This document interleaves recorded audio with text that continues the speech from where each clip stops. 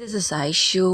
இன்றைக்கி நம்ம என்ன பார்க்க போகிறோன்னா கருத்து டே சீரீஸில் ஸ்ட்ரெஸ்ஸுன்ற விஷயம் நம்ம எல்லாருமே ஒவ்வொரு நாளும் ஒவ்வொரு விஷயத்துக்கு ஸ்ட்ரெஸ் ஆகிட்டே தான் இருக்கோம்.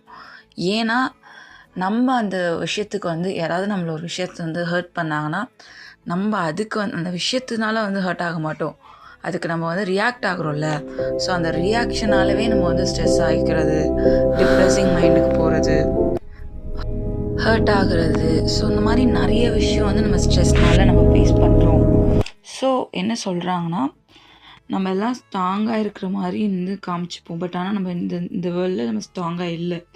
இன்சைடில் மைண்டில் ரொம்ப டயர்டாக இருப்போம். இப்போ ஸ்ட்ரெஸ்னால் என்னன்னு சொல்லிட்டு பார்ப்போம். ஸ்ட்ரெஸ்ஸுன்றது சடனாக ஒரு ப்ராப்ளம் வருது, உடனே அப்படி ஸ்ட்ரெஸ் ஆகுறதில்ல. நம்ம ஆல்ரெடி நம்ம மைண்ட்குள்ளே போயிட்டு சின்ன சின்ன விஷயத்த நம்ம ஓகே ஓகே ஓகே ஓகேன்னு டம்ப் பண்ணி வைக்கிறது ஒரு நாள் நமக்கே தெரியாமல் ஸ்ட்ரெஸ்ஃபுல்லாக ஆக போகுது. நம்ம பாடி ஸ்ட்ரெஸ்ஸில் இருக்குன்னா நமக்கு சில சிக்னல்ஸ் எல்லாம் காமிக்கும். ப்ராப்பராக தூக்கம் வராது, அதுக்கப்புறம் கோபம் சீக்கிரமாக ரொம்ப கோபம் வரும், தலைவலிக்கும், கான்ஸ்டண்ட்டாக ஒரு டயர்ட்னஸ் ஃபீல் பண்ணிக்கிட்டே இருப்போம். நம்ம உடம்பு ஒரு மாதிரி சோர்வாக இருக்க ஃபீல்லே இருக்கும். இந்த மாதிரி நிறைய விஷயங்கள் நமக்கு கான்சன்ட்ரேஷன் மிஸ் ஆகும், பெருசாக எதுலேயுமே ஃபோக்கஸ்டாக இருக்க முடியாது. அப்புறம் மெடிக்கலாக பார்த்தோம்னா ஸ்ட்ரெஸ்ஸுன்றது கிரிட்டிஸ்டால் ஹார்மோன் அதிகமாகிறதுனால, அது அதிகமாக ரிலீஸ் ஆகிறதுனால நமக்கு லாங் டைமாக இருக்கிற இம்யூனிட்டி எல்லாமே கம்மியாகும். அதனால டைஜஷன் ப்ராப்ளம் வரும், ஆன்சைட்டி ப்ராப்ளம் வரும். ஸோ முடிஞ்ச அளவுக்கு நம்ம ஹாப்பினஸ் எப்பயுமே நமக்கு க்ரியேட் பண்ணணும். அதனால் நம்ம ஹெல்த்தை அஃபெக்ட் பண்ணும். ஸ்ட்ரெஸ் கம்ப்ளீட்டாக அவாய்ட் பண்ண முடியலனாலும் நம்மளால் அதை மேனேஜ் பண்ண முடியும். டெய்லியும் ஒரு 5 நிமிட்ஸ் டீப் ப்ரீத் எடுக்கணும்.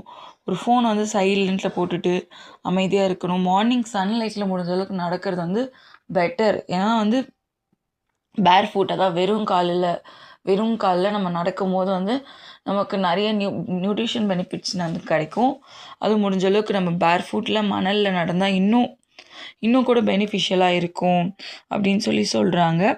அடுத்து எல்லாத்துக்குமே இமீடியட்டாக ரிப்ளை கொடுக்கறத கொஞ்சம் ஸ்டாப் பண்ணிக்கிறது பெட்டராக இருக்கும்.